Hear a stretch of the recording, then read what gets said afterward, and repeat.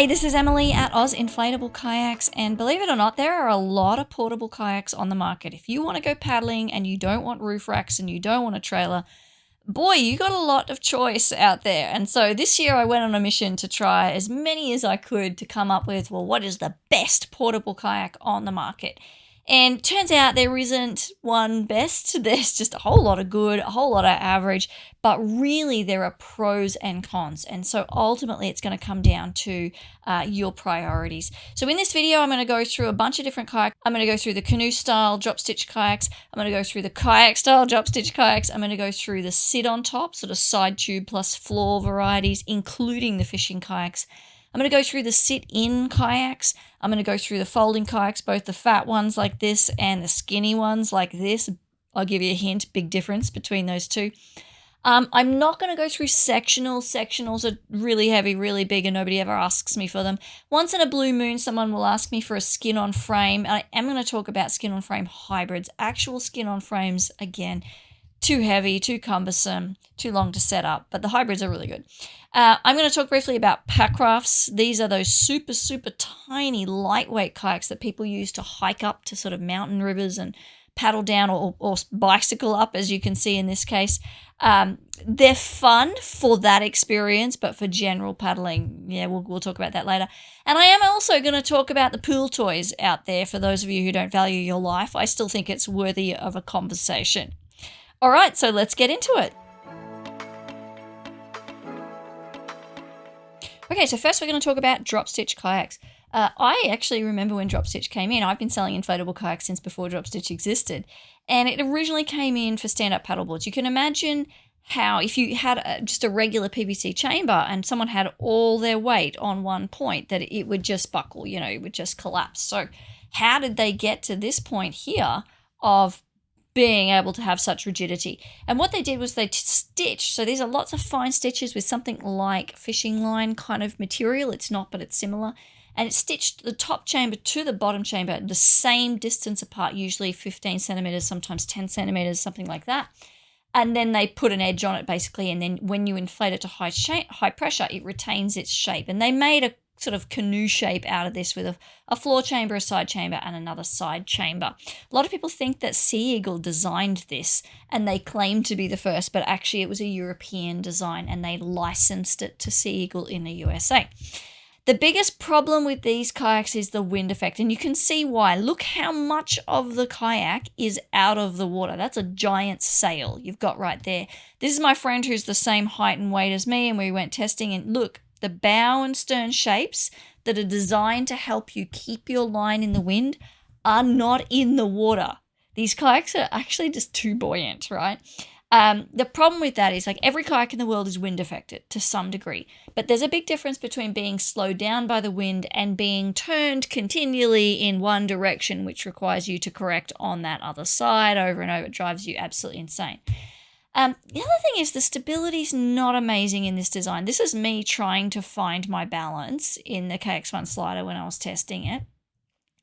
And I think it's because of that balance effect. I found them a little awkward to paddle. So in the KX1, I was too low, and you can kind of see from my elbows and my pulling, and I'm trying to figure out how do I keep my balance and not hit the edges here. But then when I got in the Egg Glide comes with a booster seat. So I thought, great, I'll be up higher. But that just magnifies the tippy sort of effect. So and the water's a long way down. You can see me kind of reaching down there. So they're very fast though. Like if you look at the speed on flat water with zero wind, they absolutely fly. But that's not the real world. The real world has some wind. So we need to think about that. They're very big and heavy. So compared to, say, the Advanced Elements range, these kayaks, they've got those hard plastic forms. They're difficult to fold up. And drop stitch, just by its nature, because it's got all those stitches and lots of layers, it is heavy. They're very awkward to pick up, especially the KX1. The KX1 had no handle, and the sides have what feels like a slightly more of an angle. So this was kind of falling away, and this is me laughing, saying, quickly take a picture before I drop this. The base sports have had the foresight to actually say, let's put a handle in the middle so you can get it up there. Like you can sort of pull with one hand and then get it up onto the other hand. And the sides felt a little easier to carry, but it's not the easiest. In terms of the setup, it's not particularly complicated or anything, but you'll see I'm using an electric pump both to set up and to pack away. So do not buy a full drop stitch kayak unless you're going to buy an electric pump. That's my takeaway there. They're awkward to dry. So if you look at the cross section here, you've got a chamber here, a chamber here, a chamber here, and then a kind of like a connector, I guess you would say here, and water gets into this triangle. It is infuriating. Baseboards have got a bung on theirs. I'm pretty sure the Kayaks one does as well, probably the Razor. I can't remember with the Razor. The problem is that the bung will get the bulk of the water out, but you've still got drips in there. And you have to get a towel in there and wipe it out all the way along. It's a bit of a pain in the bum. You can't replace any chambers too. So a lot of our kayaks that we sell, the air chamber is not the outside of the kayak. So if something goes wrong, you can change out your chamber. If something goes wrong with these chambers, you got to do your best to patch them. Patching drop stitch is interesting. It's very high pressure. Sometimes works, often doesn't. Baseboards have put a bit of EVA foam on there to presumably to reduce abrasions. If you're fishing, you absolutely want to put something down. It's a bit of a risk with these kayaks. The seats are okay. They're not great. They're certainly not as good as some of the other ones we've got. They're very high backed. I liked the sort of the baseboards one. The deluxe one has like a gel feel to it, but I needed a bit more lumbar support in both of them, basically. Advanced Elements looked at this and went, well, full drop stitch, I see the potential, but what you've got there is a canoe that's getting blown around all over the place. How can we use the same technology but a better design? And so they created the Evolution, which has a bottom flat chamber and a top flat chamber with a cockpit kind of into it.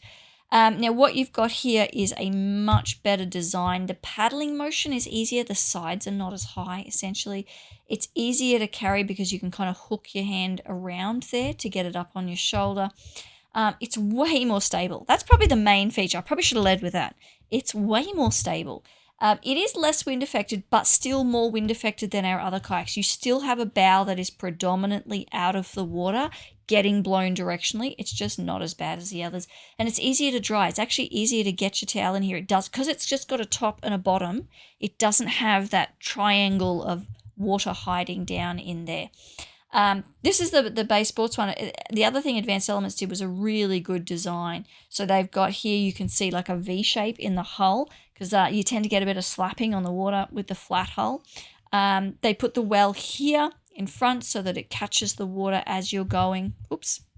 And they popped in a foot brace. So it's nice work that they did on that one. So now let's talk about the standard inflatable kayak sit on top design. This design's been around for ages. This is from 1998. That's my mother. We're doing some whitewater in New Zealand. It's basically 2 side tubes and a floor. But because it's been around for so long, there's been quite a bit of development in this area, and we'll have a chat about what that means. This is the straight edge inflatable kayak, and this is self-bailing, so it's good for whitewater. And that's one of the things these sit on tops do well. They do whitewater, they do fishing. Generally speaking, though, they're not as good as the sit-ins that we're about to talk about in terms of just general performance on the water. The sit-ins go straighter, they go faster, and they're less wind affected. But not all these sit-on tops are self-bailing. So you want to have a look, are there poles effectively on the bottom? Now, these holes in the ones we sell, they actually have caps that are attached, so you can seal them up if you're, in calm conditions. But what it means is you can go in whitewater and get absolutely swamped, and then it just drains out when you hit the flat bit again. But you've still got these rib frames. See this sort of bow shaping here to keep you tracking on flat water. So that's a pretty unique design. What a lot of the players on the market have done now, because like I said, every brand just about has got a version of this, is they've put drop stitch floor in. Gets you a bit higher in the kayak, gets you better rigidity, helps you go a bit faster, a bit straighter. And then a lot have also brought out their fishing version. We're going to go through that quite thoroughly. It's a bunch of things to look out for with the sit on top. So I'm going to try and go through the decision points for you. Single skin or double skin is kind of what it sounds like. Most of them are single skin, which means there's one layer of material protecting your air pressure. So if this gets damaged, you're going to lose air straight away, right? Whereas the double skins are not as common. The downside of them is that they're heavier because there's 2 layers of material. So what you can see here is a zipper. This is not your chamber. Your chamber is inside this PVC tarpaulin cover. So they're heavier because there's 2 layers, but you have this whole extra layer of protection. So if something happens to this outer layer, you're not losing air pressure. If you accidentally overpressurize your kayak, which is quite difficult because this is actually a pressure release valve, but what a lot of people do is they come in from camping and they think, oh, I'm going out tomorrow, and they leave their kayak out of the water fully inflated. The heat gets to the chamber, the pressure goes up, and the seam gets damaged. Seams are notoriously difficult to repair. And on a kayak like this, there's not much you can do about that. But at least with something that's double skin, you can just unzip and replace the inner tube. So there's pros and cons both ways there, but a lot of people feel more comfortable in the double skin, even if it is a bit heavier. The hull shape is critical, really, really important. So many of them are designed with what we call rocker, which is like a smile when you look at it side on. And that is great for whitewater. But people in Australia, generally speaking, are not doing a lot of whitewater, or they're doing very mild whitewater. If you are not doing whitewater, you don't want this. It helps you pivot in whitewater, but it makes it really difficult to go in a straight line on flat water, and it means you get blown around all over the place. You want something with a long, you can't really, the water's so clear, you can't really see where the water starts, but this one has a really long, flat water line, so it's very difficult to get it moved around in the wind. I accidentally bumped us to the next slide, but that's all right. We were there anyway. This one's probably slightly less important. It's more about cleanup. So on the left here, we have the Baseports Egglite Hybrid, and there's a bung. So I'm lifting it up to drain the water out of the bung because the floor does not come out. The floor is your hull. So again, it's more like a single skin thing. If something scrapes along that hull, that's your drop stitch damage, and it's very difficult to repair drop stitch. But what it means then is I have to get inside when it's flipped over and so this is your floor here, and this are the side tubes. There's water, gets in between the floor and the side tubes. Drives me crazy getting in there. This is the Kokopelli, but a lot of them have removable floors now. So again, you've got that extra layer of protection, and you can just wipe out. There's not like crevices hiding water. You literally just wipe it down, as you can see there.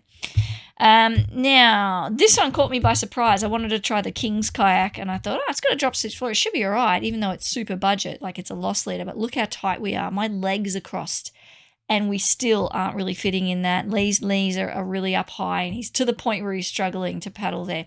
It was so small, and he got really wet, very wet bum because it was just getting swamped. It sits so low in the water.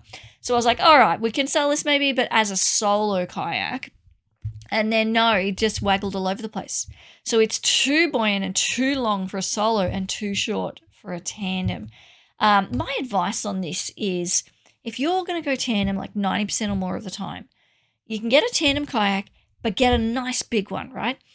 If you think you're going to go solo, like if one of you likes kayaking more than the other, just get 2 solos. Don't faff around with trying to paddle a tandem as a solo. It totally works to paddle, but the to and from the water is not worth it. The width matters. This is the Primal Predator, very popular because it's quite a budget boat, budget friendly. And it is a boat. That's my point. It's not a kayak, it's a boat because it's 1.1 meters wide. Like that is so wide. To get over the side tubes to get the paddle in the water is quite a mission. These guys, I took this picture, these guys had it set up beautifully. They've got 2 seats in there and the person at the back is using the propeller. And I was like, that's great. They've understood, and they've obviously got the paddle here just in case. They've understood that this is to be used like a boat. They've even got the C-tug, the Sandtrax wheels to get it up off the beach because it's quite heavy when it's 2 seats and propeller and whatnot. So know what you are buying. Same with this one. We only recommend the Aquamarine half for like an hour or so because see how I can't really rotate and get a vertical paddle movement, which is where you really get the power. I can only kind of just use my arms because it's a meter wide. So it's good fun for a quick muck around, but you can't get a really powerful stroke there. Removable fin, this is just my little bugbear. I don't love the sup fin boxes with the removable fins. Unfortunately, every kayak on the market just about has them, except some of our sit-ins that are coming up that are really good that I'll show you. But see how I was struggling to get that off? It just annoys me. Now, the benefit of the sup fin box when they work, I think the second one came off easy. The benefit is you can clip propellers and whatnot into them. But what I don't love is, we sell to a lot of older people and they don't want to be getting their back stuck into it and yanking and trying to get the fin on and off every time they go out. Yeah, that's just a personal one probably. I don't know. The bow shape does matter. See how the Primal comes up, whereas the Angler Pro, you've got aluminium rib frame in the bow and the stern that is keeping you tracking straight. And this is that wind effect thing. You start getting blown directionally, boy, it's annoying. So, and also waggle as you paddle. So you get less waggle so look for bow shape. This isn't the only kayak that has bow shape. A lot of them will have like a plastic form in the front, but something like that really makes a difference with tracking and with wind effect. Reinforcement. Oh, yes, sorry. Same picture. It's a different point. If you're going to be fishing a lot, you really want to be thinking about your abrasion points. So you can see here they've put this gray extra padding on where they think you're going to be bringing things over from the outside just to really protect that outer skin. Although this is one of those ones where the outer skin is, you can unzip as well. It's a double skin. So that's my concern about the Primal Predator. I mean, it is a budget kayak. You get what you pay for. Like they're not claiming to be, it's not claiming to be high end, but I worry that it's single skin and there's no reinforcement on it. Kind of makes me a little nervous with fishing. And then for fishing, just think about your rod holders. Like they've got some good innovations. Railblazer has this adhesive mount here. You can see it there. You can see it there. It sticks. It's really good. And you can clip your rod holders or your GoPros or whatever you want in and out of that adhesive mount. So that's opened up a lot of our sit-in kayaks with the drop stitch floor. It's opened them up to be fishing kayaks because a lot of people, maybe they're occasionally fishing or they want the performance of the sit-ins because the sit-ins are better on the water, but they want to be able to fish. And so this kind of gives you access to both. And we also do like a rail mount system. This is the part of the rail mount on the Angler Pro, and we sell it as an accessory as well. And the rail mount gives you really good versatility. So that's a transducer arm there. So you can get fish finders and all sorts going. And the seats are great. So look, if you're fishing in particular, because fishing is a bit different, you're not kind of tilted forwards, kayaking.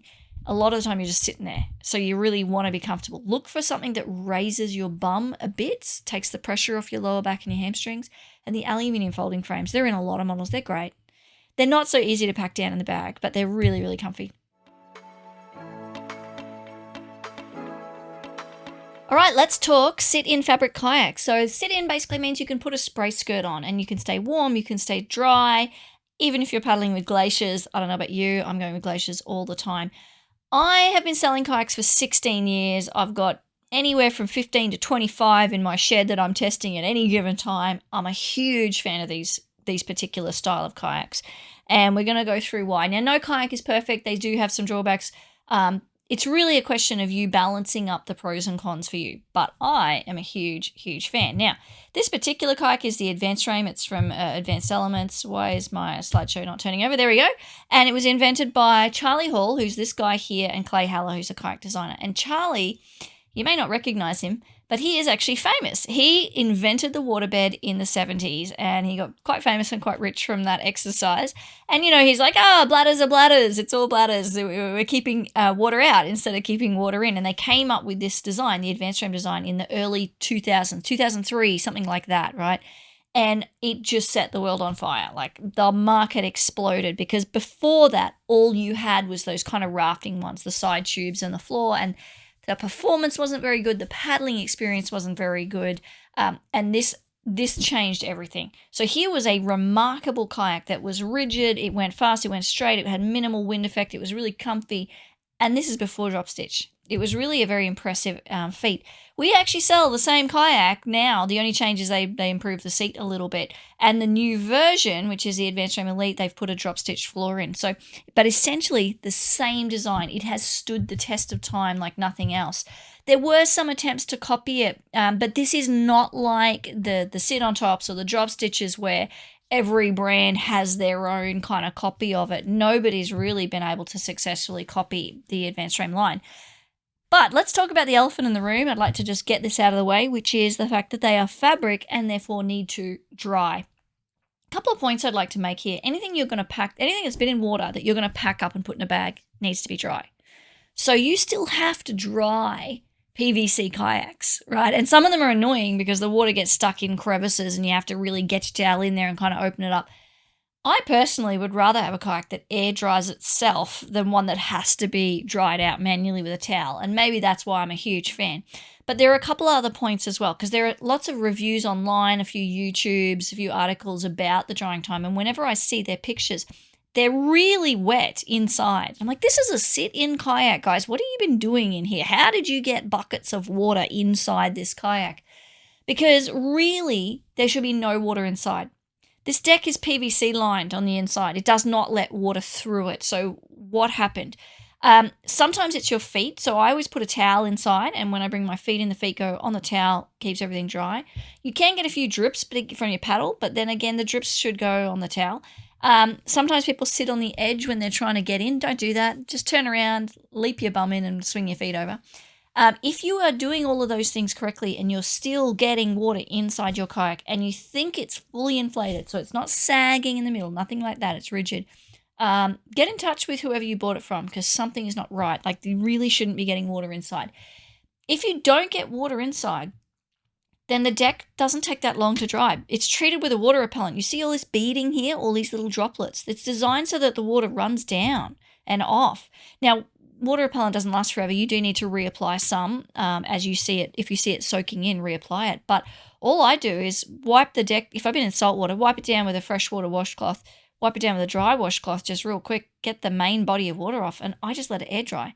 And if I'm in Queensland, it's pretty hot. So if it's sunny and the wind is blowing, I just give it 10, 20 minutes, pack it straight up. If it's kind of cold or drizzly, I'll bring it home and let it air dry for an hour or two and then pack it up. But to me, this isn't that big of a deal, and it is a completely easy trade-off to make considering what you get from these models. So they all have an aluminium rib frame in the bow and stern. You don't see it, you don't touch it, you don't install it. It's just sitting in there. But look at the peeling effect.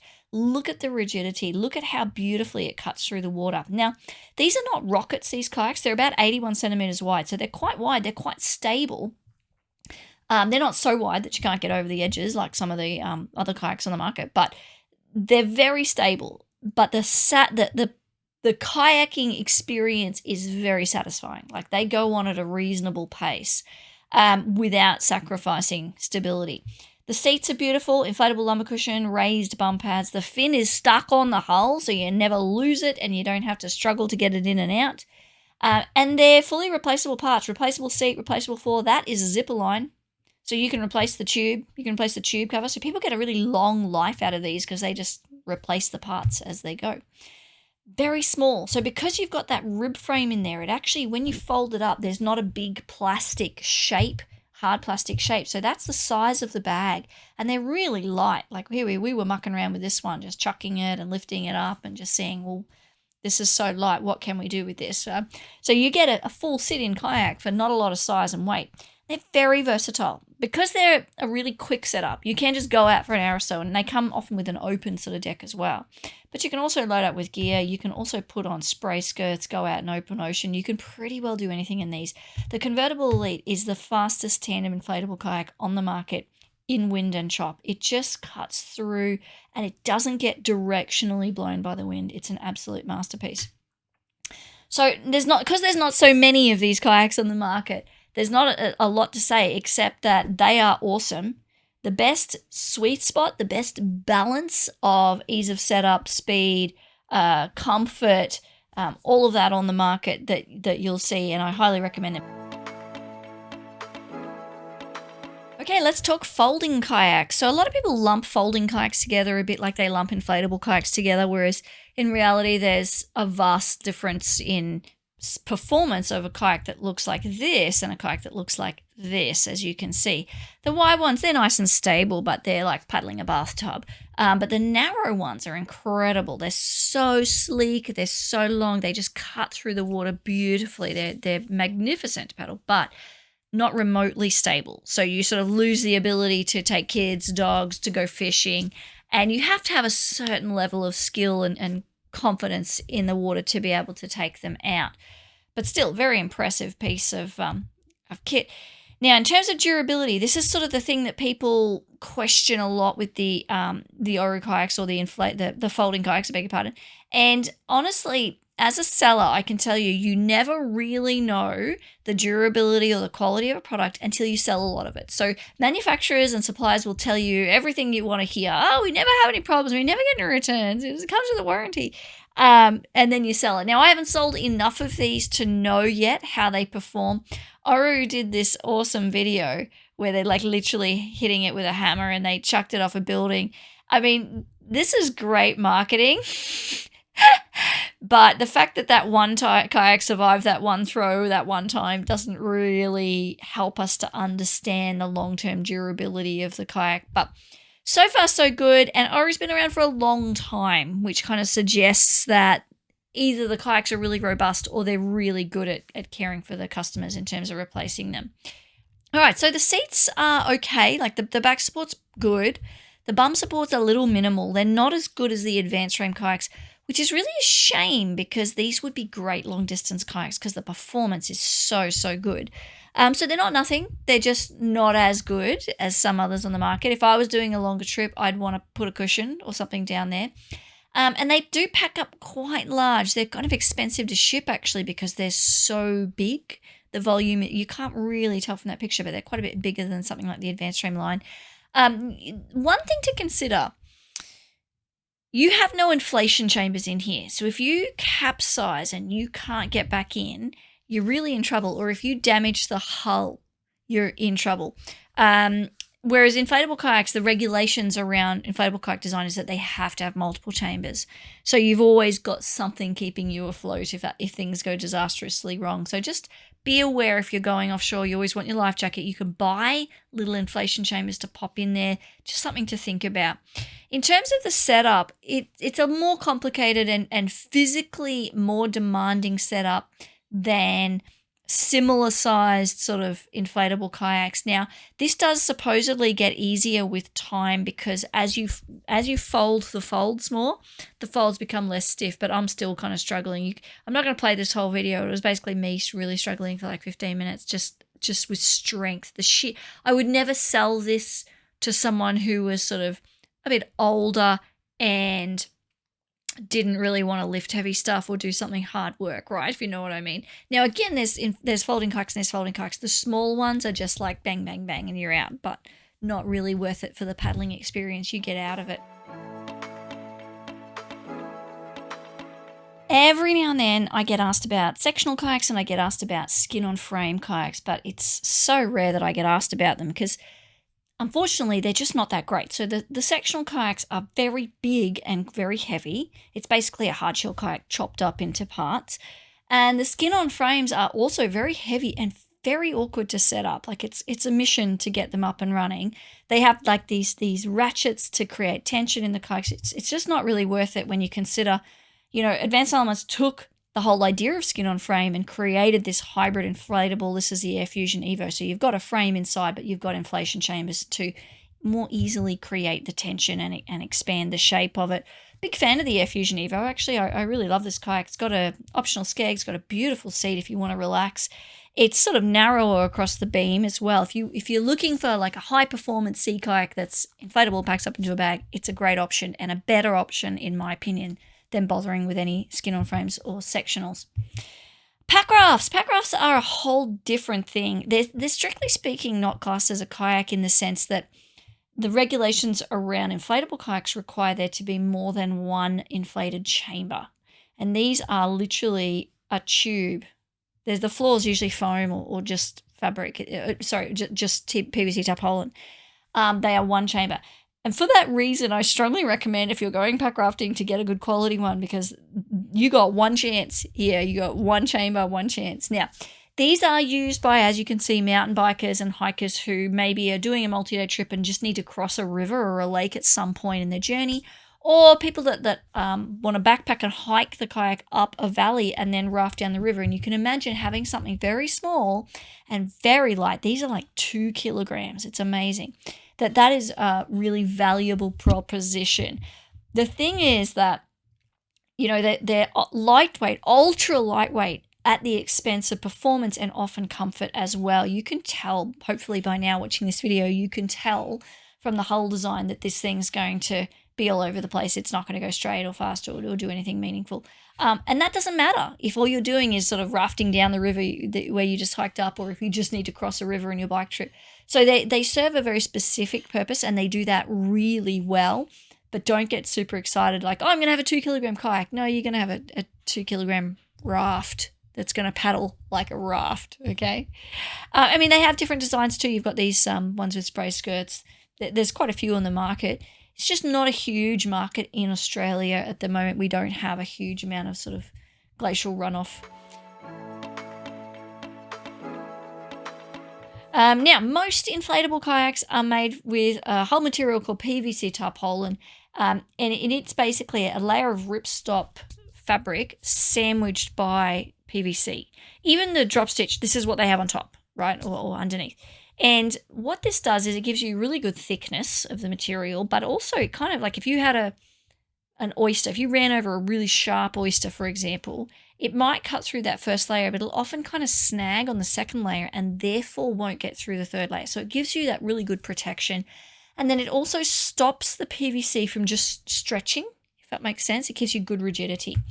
The cheap kayaks, the really, what I call the pool toys, they are often just made from regular PVC. Depends on the model, of course. The reason is PVC tarpaulin is expensive and regular PVC is much cheaper. But my question to you is, your life depends on it. So what are you doing here?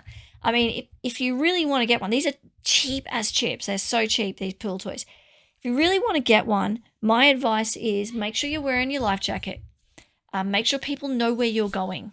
Don't go far from shore, and check the conditions really, really carefully. Like a wind, even a moderate wind, could just blow you off to shore. You will never get back from going against a tide. You need to be ultra careful of your conditions here, and check the size too. Like, it's not by accident that all these people have got their knees up. Like, these are often very small kayaks. That's me. I was like, I got to test one of these. I was so high off the water. Look how high. I was like, oh God, I had to sort of do the lean to reach, but I wanted to check out the materials of it. I mean, it's not just that your life depends on it as well. It's also, what experience are you hoping to achieve here? I mean, this is buying one of these and saying, oh, I'm just going to try out kayaking. It's a bit like going to Marketplace and buying the worst bike that is really slow, really uncomfortable, rickety and unreliable, and then saying, oh, I don't really enjoy riding.